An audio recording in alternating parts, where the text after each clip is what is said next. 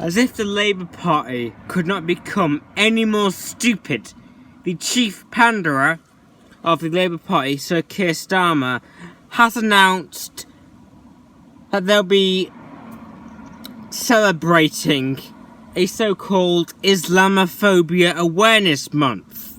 A month where the entirety of Britain must try not to appear offensive to Muslims. May I remind you that Islam is a violent religion started by a violent man and has done nothing in the 14th centuries of its existence but produce violence, done horrific acts of violence in the name of its God.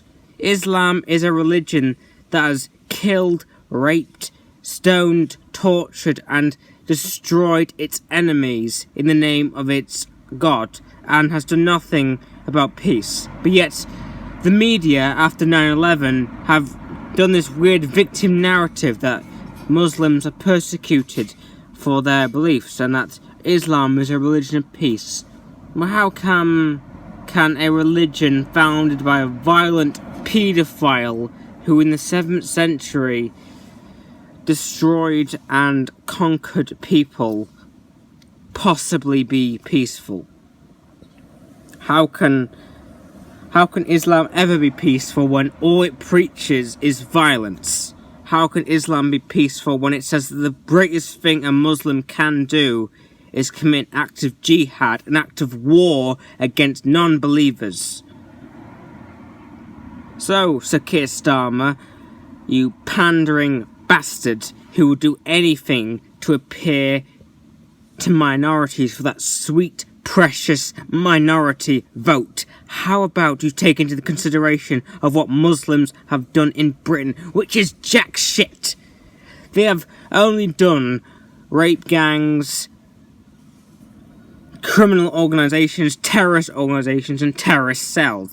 May I remind you that a Syrian refugee picked up by our own Royal Navy went on to blow himself up at an Ariana Grande concert. May I remind you that Shamima Begum, a Muslim from London, radicalised herself and went and joined ISIS. May I remind you that a string of other Muslims similar to Shamima were radicalised themselves and went and joined Islamic terrorist organisations. So, Keir. But you endlessly preach about how Islam is a religion of peace, yet show no evidence. Well, so there are plenty of evidence and sources from the Muslims' own Quran and Hadiths stating that Islam is not a peaceful religion, but in fact a violent religion which aims to subject people to Sharia law and subject non-believers to the jizya.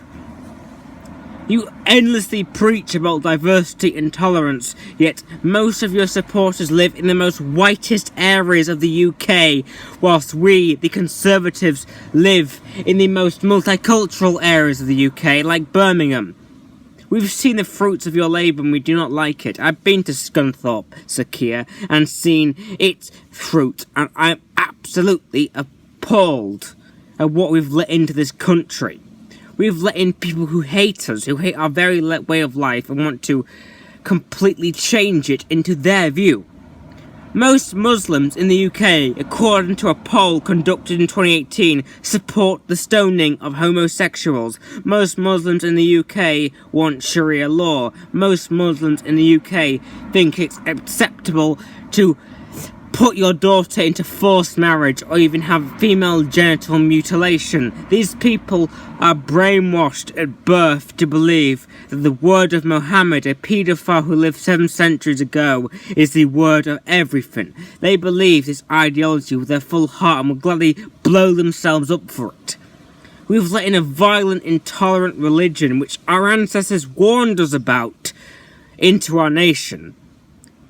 Benjamin Disraeli, a highly celebrated Prime Minister of Great Britain, held aloft a copy of the Quran in Parliament and said there would never be peace on this earth until this ideology was completely flattened. Winston Churchill said that Islam to men is like rabies to dogs.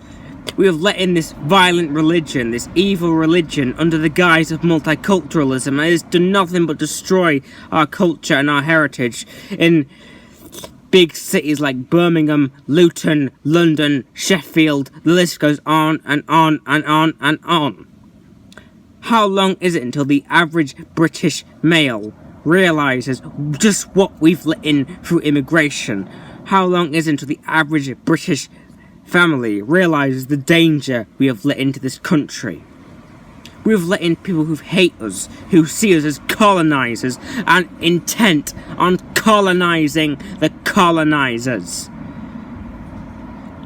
We've let all this filth in for the guise of multiculturalism, and it has gone on to create parallel societies in some of our major cities. In the East End of London, there are so-called Muslim watch groups who say to homosexuals and drunkards that they're not welcome in their communities because they are under the control of Sharia law.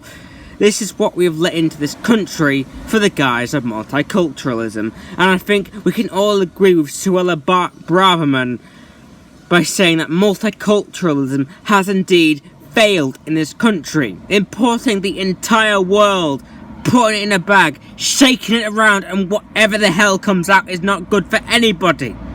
Diversity can only be practiced with different cultures in different countries, not different cultures in the same country, as that just provides a multicultural shithole like London, where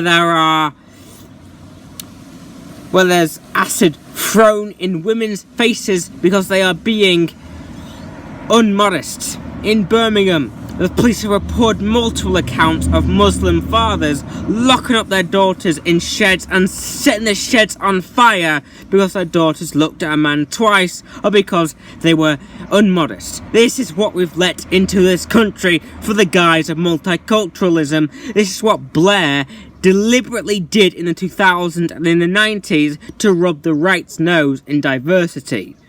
And yet the white British people were told to just go along with it, and said that there are concerns and worries about different cultures, and especially about Islam, were just based on our own bigotry, and that we need to accept these people from a far distant land that share different views upon everything we have here in the West.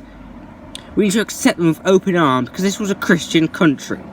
Well, now it is a different country. It is no longer a Christian country. It is now vastly turning into a Muslim country. I may remind you that nearly every single Muslim country on the face of this planet has no human rights, no rights for women, and no rights for homosexuals. Homosexuals in most Muslim countries are stoned to death. So I advise that Islamophobia Awareness Month, that apparently incorporates the whole of November, be cancelled, because Islam has no place in the UK. We are a tolerant country, but when Islam, a religion that specifically states in its own religious books that it will not tolerate any other religion except its own, and it will not stop until every other country on the face of this planet is converted to Islam, whether peacefully or violently, it has no place in this country, as it does not share our values.